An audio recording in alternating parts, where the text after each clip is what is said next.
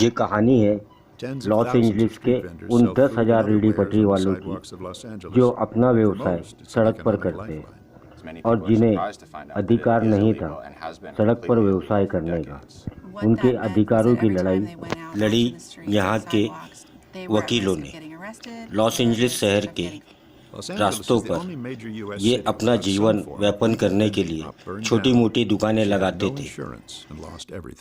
Nunca pasó por mi mente ser organizadora, ni dije alguien tiene que hacer algo por mi lugar de trabajo. One of the things that makes LA really special to me is its cultural and economic diversity. And street vending is a critical part of that fabric. And to think that it has been illegal for so long, we couldn't not get involved. 12 में Los Angeles के रेहड़ी पटरी वालों ने एक आंदोलन शुरू किया अपने अधिकारों के लिए, जिसमें 16 संस्थाएं शामिल थी और मैं उनका वकील था। Y más cuando tuvimos una junta y nos presentaron nuestra abogada, le dije, ¡oh! ¡Hasta abogado vamos a tener! Se me hacía, ¿cómo es posible que vamos a tener abogados? सामाजिक वकील होने के नाते मैं इनके अधिकारों की लड़ाई के लिए पेश था।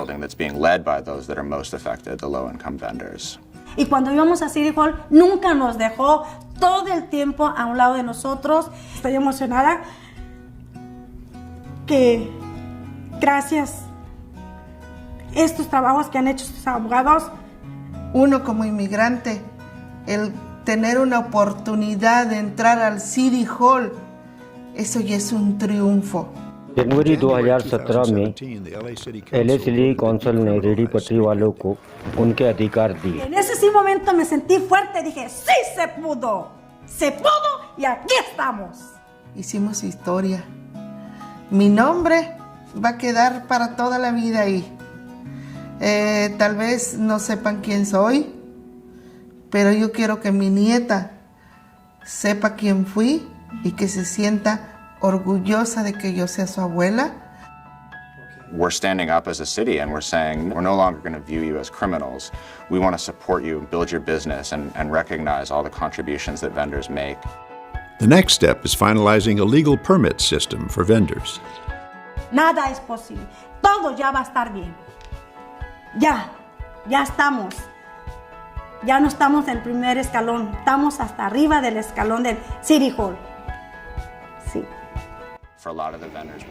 इस लड़ाई के बाद में रेहड़ी पटरी वालों को उनके अधिकार मिले और ये उनके लिए बड़ी उपलब्धि थी कि आगे चल करके वो अपना कारोबार छोटे मोटे फूड ट्रक या हाथ गाड़ियों पर वो कर सकेंगे और आगे चल करके वो अपना खुद का रेस्टोरेंट भी खोल सकेंगे। इसकी मुझे खुशी है। Yo sueño con salir de vender de la calle.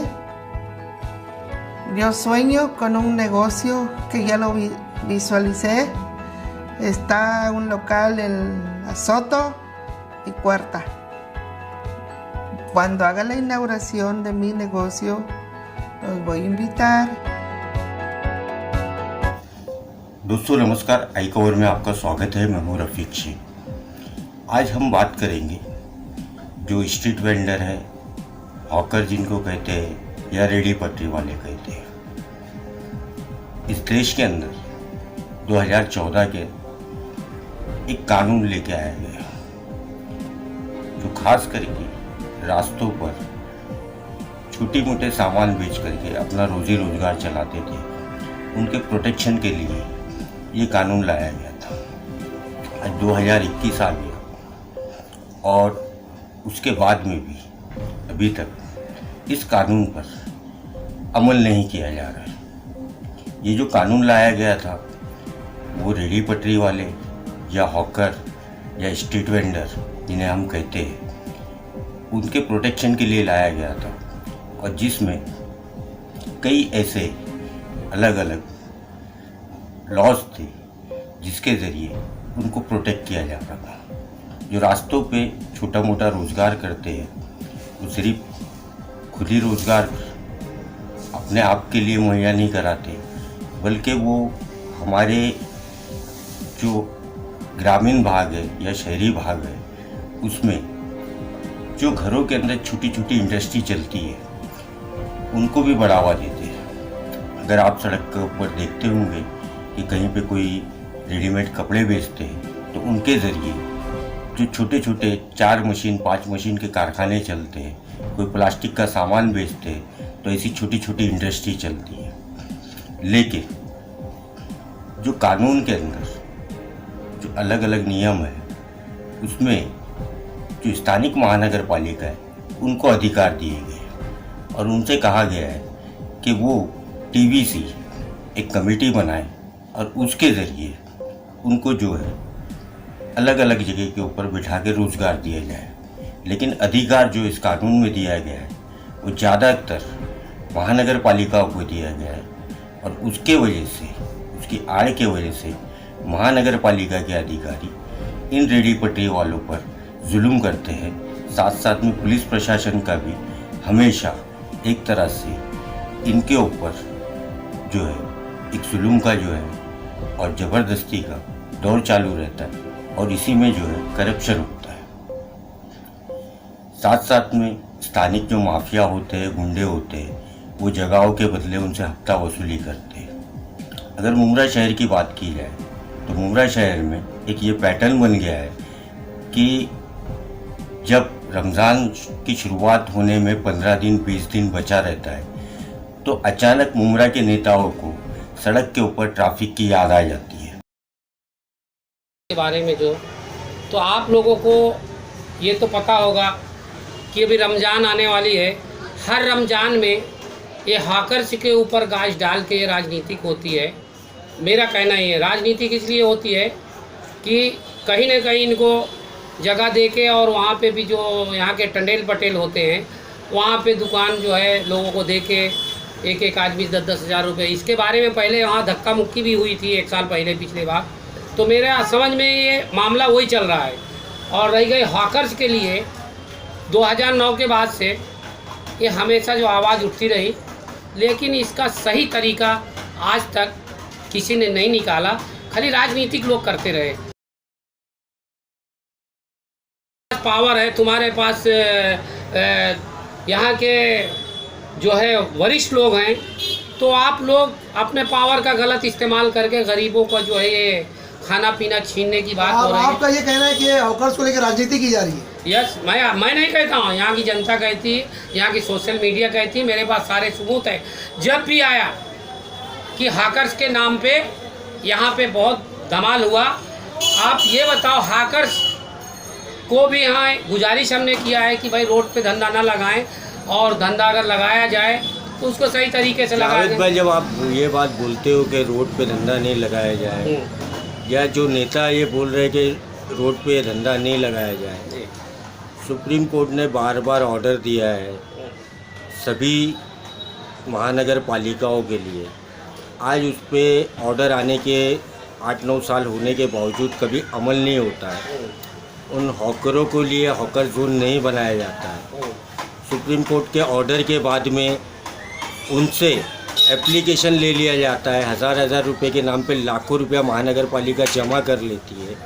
और रोड पे जहाँ लगाने की बात है तो अमेरिका जैसा जो तरक्की याफ्ता मुल्क है, उसके जितने स्टेट है उन स्टेट के रोड पे भी हॉकर जो है अपनी गाड़ियाँ लगाते, अपना धंधा करते। दुनिया के हर मुल्क में जो है हॉकर है। तो ये मुमरा ही कोई एक अजब मुल्क है या मुल्क से बाहर है या दुनिया से बाहर है जहाँ पे हॉकर को धंधा करने के लिए मनाही है, और जिसके लिए यहाँ पे किसी तरह का कोई बाज़ार या हॉकर जोन नहीं बनाया गया है, तो लोग ख़रीदारी करने जाएंगे तो कहाँ जाएंगे? देखो, मैं आपको ये बताना चाहता हूँ, आप लोग भी काफ़ी दिनों से ये न्यूज़ चैनल के माध्यम से यहाँ मुमरा में काम करते रहे। तो जब जब यहाँ पे हॉकर्स के नाम पे यहाँ पे बवाल उठता है तो तब तक यहाँ राजनीतिक होती है। इसके पहले देखो MM विली के अंदर जो है बोले हम लोग सबको दुकान बना के देंगे, यहाँ के जो रहवासी हैं, तो कम से 3-4 करोड़ जो भी है वहाँ लागत लगी है। वहाँ भी छोटे छोटे गाले बनाए गए थे, लेकिन आज तक वहाँ पे पैसे को पड़ा रहा। उसके बाद में लोगों ने फिर वहाँ नहीं गए, फिर यहाँ पे आए गुलाब पार्क में। गुलाब पार्क किसी बोले नहीं हम तुमको फिर अच्छी मार्केट देंगे, तो एक अच्छी मार्केट वहाँ पे बनाई गई, जहाँ पे अभी वो एक बाबाजी पाटिल स्कूल के बाद हाँ, बाबाजी पाटिल के पास एक बनाई गई, वो भी ऐसे पड़ा हुआ है, ये भी वैसे पड़ा हुआ है। तो इसका मतलब ये नहीं है कि लोगों को तुम हरेसमेंट करो और लालीपाप दो। ये तो ये जो करोड़ों रुपया खर्च हो रहा है, जी। कभी बाबाजी पाटिल के बाजू में बना दी जाती है, कभी इधर बना दी जाती है, और उसके बावजूद हॉकरों का कोई ये ठिकाना नहीं रहता है। और अगर कौसा वाला मित्तल ग्राउंड जावे तो वहाँ से 15 दूनी 30 रुपया, अगर 20 रुपये की भाजी लेना है तो 30 रुपया खर्चा करके जाए। और रास्ते पे जो हॉकर बैठते हैं तो फिर उनको भी बैठने पे एतराज़ है। तो कोई सिस्टम इनका क्यों नहीं आ रहा है? जो करोड़ों रुपया खर्च हो जा रहे हैं उसके बावजूद जो है हॉकर रास्ते पे, और फिर तुम बोलते कि इनके ऊपर कार्रवाई करो, पुलिस की कार्रवाई करो। देखो, इनके पास कोई ऐसा काम बचा नहीं है राजनीति करने के लिए। इनके पास ऐसे हथकंडे रहते हैं। मैं आपको बताना चाहता हूँ कि इसके पहले जब रोड में जो है एक्सीडेंट होते थे और बहुत ट्रैफिक होती थी, उसमें हर जगह करोड़ों रुपया का टीएमसी ने जाली लगाई और हर नाके को पैक किया कि वहाँ से वो ट्रैफिक होती है। आज वो करोड़ों रुपया को ख़त्म किया और ख़त्म करने के बाद ओपन किया। क्या इससे ओपन करने से ट्रैफिक नहीं होगी? मैं उन लोगों को बताना चाहता हूँ, अगर जनता की ट्रैफिक की बात होती तो आज तक तुम उसको, हमारे आमदार और खासदार साहब कि ये जो निधि है वो निधि में यहाँ फ्लाईओवर बनाना चाहिए था। तो आज ट्रैफिक जब तक वो नहीं बनेगी, यहाँ ट्रैफिक नहीं ख़त्म होगी। ये ऐसा जो है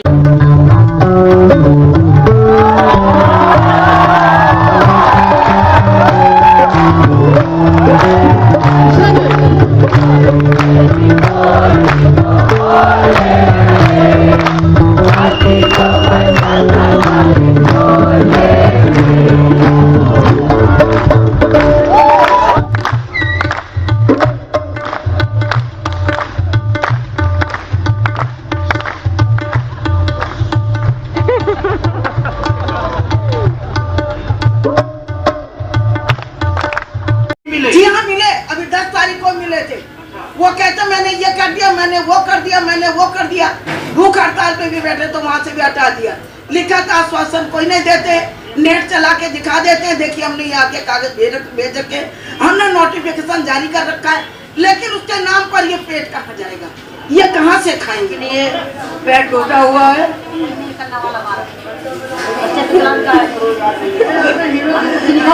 सब्जी वाला लगा देते, पुलिस वाले फेंक देते हैं और हम तो पैसे भी मांगते हैं। सब्जी का दुकान है आपका? हाँ जी, क्या बाजार ये 2007 की। पुलिस वाला फेंक देता है? हाँ, फेंक देते, लगाने ना देते। धमकी दे देता है, हाँ? धमकी देता है। लगाने हाँ जी, सब्जी की हमारी भी, हमारे कोई न करने वाले बच्चे फिसलन का है, उनको करने और धमकी देने लगे, हटा हटा ऐसे। नमस्कार, स्वागत है आपका सरोकार में। मैं हूं अमृता राय। आज सरोकार में बात हमारे देश की संसद से पारित कानूनों के हाल और उनके अमल पर उठते सवालों की। कमेटी ऑन सबऑर्डिनेट लेजिस्लेशन की ताज़ा रिपोर्ट से बात सामने आई है कि बीती जुलाई तक देश में करीब 43 ऐसे कानून थे जिसके लिए जरूरी नियम संबंधित विभाग और राज्य सरकारें अब तक नहीं बना पाई हैं। ऐसे ही एक कानून स्ट्रीट वेंडर्स एक्ट पर आज हम चर्चा करने जा रहे हैं, जिसके लिए नियम बनाने और लागू कराने की जिम्मेदारी राज्य सरकारों और म्यूनिसिपैलिटी की है। 1 मई 2014 को गजट नोटिफिकेशन के 2 साल बीत जाने के बावजूद स्ट्रीट वेंडर्स एक्ट सिर्फ 9 से 10 राज्यों में लागू हो पाया है।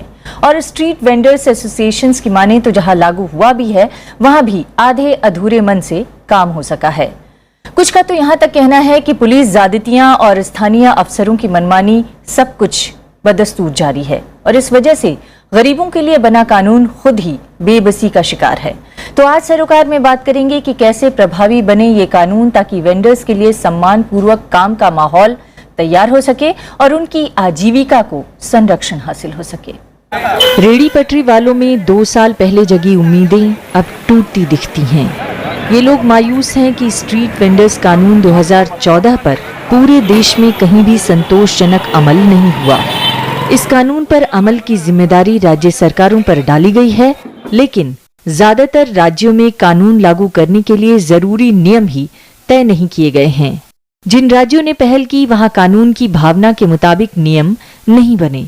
दिल्ली में आम आदमी पार्टी सरकार ने स्ट्रीट वेंडर्स एक्ट को लागू करने के नियम बनाए, मगर उसने हर परिवार से सिर्फ एक शख्स को स्ट्रीट वेंडिंग लाइसेंस देने, किसी व्यक्ति को अधिकतम 9 साल के लिए लाइसेंस देने और लाइसेंस लेने के लिए 5,000 रुपए महीना शुल्क का प्रावधान किया।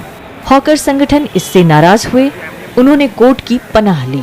हॉकर संगठनों के मुताबिक देश में 30 करोड़ से ज्यादा लोग रेहड़ी पटरी के धंधे पर निर्भर हैं। इसके बावजूद सरकारें उनके लिए कानून की अनदेखी कर रही हैं। इसके अलावा पिछले आम चुनाव के बाद बदले राजनीतिक माहौल, इस कानून और मौजूदा नगर नियोजन के बीच मेल न होने, रेहड़ी पटरी वालों को शहर की खूबसूरती और ट्रैफिक व्यवस्था के लिए समस्या समझने की सोच, नगर निगमों और पुलिस का कथित गरीब विरोधी रवैया और अब नई स्मार्ट सिटी योजना को भी स्ट्रीट वेंडर्स एक्ट पर ठीक से अमल न होने का कारण समझा गया है। अक्सर वंचित समूहों के सशक्तिकरण की हर कोशिश का सुविधा संपन्न वर्गों से टकराव उभरता है। ऐसा स्ट्रीट वेंडर्स के मामले में भी होने के संकेत हैं। कारोबारी और आम मध्यवर्गीय लोग रेहड़ी पटरी वालों को शहर में जगह देने पर ऐतराज जताते हैं। इन तबकों की आवाज मायने रखती है। 2014 के कानून के लागू न होने के पीछे भी एक वजह ये समझा गया है। ये विडंबना ही है कि दिल्ली जैसे महानगरों में जहां ज्यादातर इलाकों में सड़क की एक या एक से ज्यादा लेन कार पार्किंग में तब्दील हो गई है, वहां शहर की खूबसूरती के नाम पर स्ट्रीट वेंडर्स को उसके अधिकारों से वंचित रखा जा रहा है, वो अधिकार जो संसद ने उन्हें दिया था। क्या ये इस बात का संकेत नहीं है कि कानून पक्ष में भी हो तब भी अपनी मौजूदा व्यवस्था में गरीब और कमजोर तबकों के साथ न्याय नहीं होता? अनिल बख्शी जी, मैं अपनी चर्चा की शुरुआत आपसे करना चाहूंगी। 2014 में कानून बना, आप लोगों को अधिकार मिला, लेकिन क्या वो अधिकार ये कानून दिला पाया जिसमें आप सम्मान के साथ जी सकें, जिसमें आपको पुलिस ज्यादतियों से राहत मिले और जिसमें आपकी वसूली और अनिश्चितता के जो एक सवाल थे वो हल हो पाए? मैं इस चैनल के माध्यम से देश के तमाम हुक्मरानों से कहना चाहता हूं कि दुर्भाग्य की बात है कि आज़ादी के 70 सालों के बाद भी आज 5 करोड़ लोग जो कि नौकरी ना होने की वजह से वो अपने रोजगारों को स्वाभिमान से जीना चाहते हैं और अपने बच्चों को ईमानदारी से उनको पालना चाहते हैं और रोजगार करना चाहते हैं।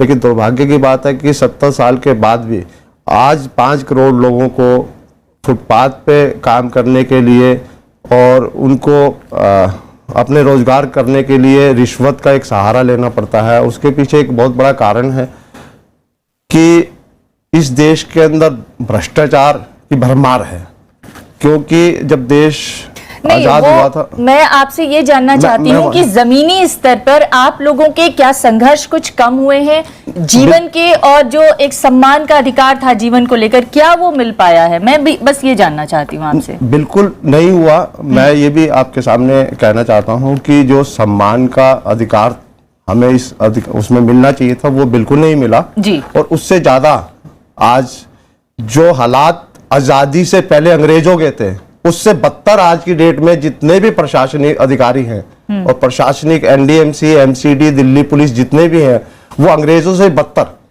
आज उनके साथ सलूक करते हैं। तो आप लोग दिल्ली में ही काम कर रहे हैं? मैं दिल्ली में नहीं, मैं राष्ट्रीय सचिव हूँ नेशनल हॉकर फेडरेशन का।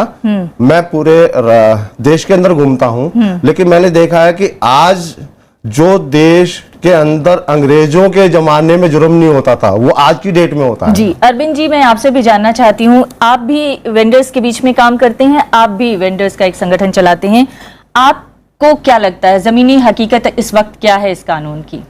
देखिए, जमीनी हकीकत तो सही में वेंडर्स जो हैं पूरे देश के, उन्होंने संघर्ष किया था इस कानून को लाने के लिए, और जब कानून आया तो सबको लगा कि अब चीजें बदलेंगी, मगर हम जानते हैं हमारे देश में चीजों को बदलने में कितना मेहनत करना पड़ता है, तब बदलती है। तो पहला स्टेज पे जो चीजों को बदलना था वो था राज्य सरकारों का। राज्य सरकारों को उस कानून के तहत आर्टिकल 36 और 38 के तरह रूल्स और स्कीम्स बनाने थे। यदि हम दिल्ली का बात करें तो दिल्ली सरकार ने ऐसा रूल्स और स्कीम बनाया कि कानून का उल्टा प्रभाव रेहड़ी वालों पे पड़ा। आप ये कह रहे हैं दिल्ली सरकार ने ऐसा कानून बनाया कि उल्टा प्रभाव पड़ा। जैसे मतलब आपको कानून लागू नहीं करना है तो ऐसे रूल्स बना दीजिए जिसका प्रभाव जो है रेहड़ी वालों को फायदा ही नहीं मिलेगा। ये उल्टा प्रभाव कैसे पड़ा? जैसे एक उदाहरण मैं देता हूं, इनके रूल्स के अनुसार 71 टाउन वेंडिंग कमेटी बनने हैं दिल्ली में। 71 टाउन वेंडिंग कमेटी बनाते बनाते जो है रेडी वाला बूढ़ा बुजुर्ग हो जाएगा, मगर वो टाउन वेंडिंग कमेटी नहीं बन पाएगा। जो पहला टाउन वेंडिंग कमेटी बना उसमें रेडी वाला का कोई प्रतिनिधि नहीं था। तो जो आपका स्पिरिट है, कानून का कमी नहीं है। देखिए, दुनिया का पहला देश है जिसने कानून बनाया, और ये कानून बहुत एम्पावरिंग कानून है। इससे दो बहुत बड़ा मुद्दा का सॉल्यूशन मिलता है। एक कि लोगों को शहरों का डेस्टिनी निर्धारित करने में लोगों की क्या भूमिका हो सकती है, और असंगठित मजदूरों को अपना अधिकार पाने के लिए क्या फोरम हो सकता है। इसमें टाउन वेंडिंग कमेटी सबसे महत्वपूर्ण भूमिका में है। तो आप यदि कानून का स्पिरिट को नहीं समझेंगे तो कानून पर से का समस्या नहीं है। दूसरा ये है कि हमारा जो नगरीय व्यवस्था है, वो नगरीय व्यवस्था में भी सुधार का बहुत जरूरी है। गवर्नेंस एक बहुत बड़ा मुद्दा है, क्योंकि यदि नगरीय व्यवस्था में हम सुधार नहीं लाएंगे तो अभी क्या है कि शहरों को म्युनिसिपल कमिश्नर्स डिसाइड करते हैं कि कहां पे वेंडिंग जोन हो, कहां पे वेंडिंग जोन नहीं हो, कहां पे रेडी वाला बैठे, कहां पे नहीं बैठे। कानून कहता है कि टाउन वेंडिंग कमेटी बनाएगा। तो मैं अभी बता रहा था कि जयपुर में इन्होंने नो वेंडिंग जोन डिक्लेयर कर दिए। वहां के रेडी वाले कोर्ट गए, कोर्ट ने कहा कि नो वेंडिंग जोन डिक्लेयर करने का राइट म्युनिसिपल कॉर्पोरेशन को नहीं है, बल्कि टाउन वेंडिंग कमेटी को है। तो वापस उसको रिवोक किया गया ऑर्डर को। तो कोर्ट के माध्यम से भी रेडी वाले अपने अधिकार पा रहे हैं, मगर ये लंबा संघर्ष करना पड़ रहा है, और प्लस कोर्ट का खर्चा भी होता है। वैसे वकील भी आपको पैशनेट वकील चाहिए जो आपके लिए वहां पे उतने ये कर सकते हैं। अगर इतना ही पैसा होता रेडी पटरी वालों के पास तो वो अपनी अच्छी दुकान चला के बैठ जाते, उनके लिए ये सब करने की क्या जरूरत थी।